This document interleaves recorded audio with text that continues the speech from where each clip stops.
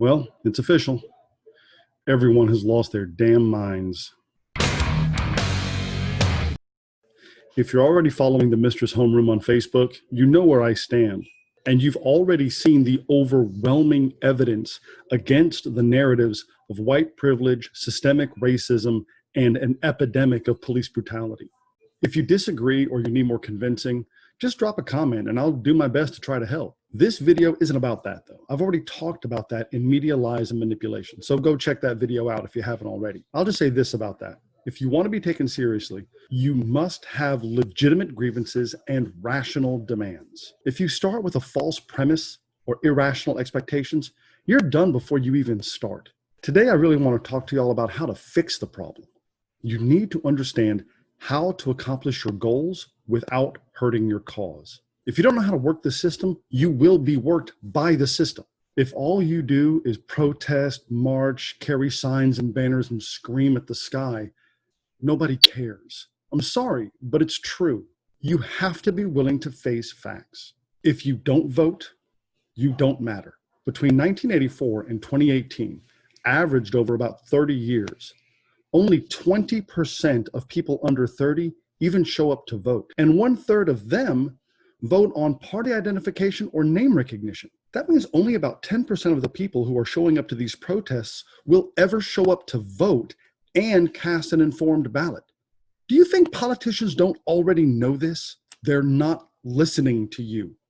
They don't care. You don't matter because you're not a real threat. Let's think for a minute about what you can do and what you should do.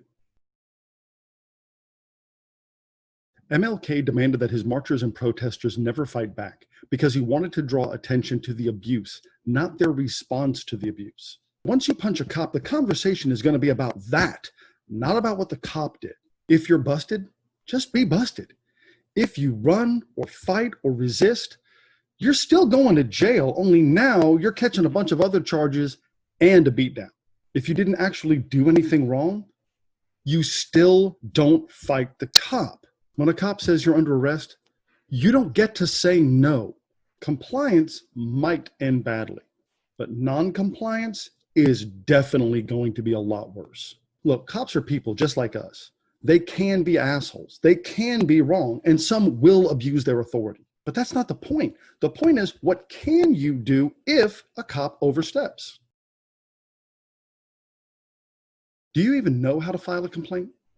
Do you know how to talk to a supervisor? If you don't know who to talk to already, do you know how to find out who you talk to? And do you know how to present yourself in a way that you're going to be taken seriously?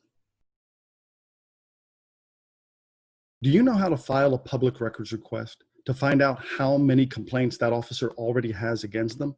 Do you know what the next link in the chain is so you can make sure that appropriate steps are being taken? The cop does not work for you. Stop saying that. You make a fool of yourself.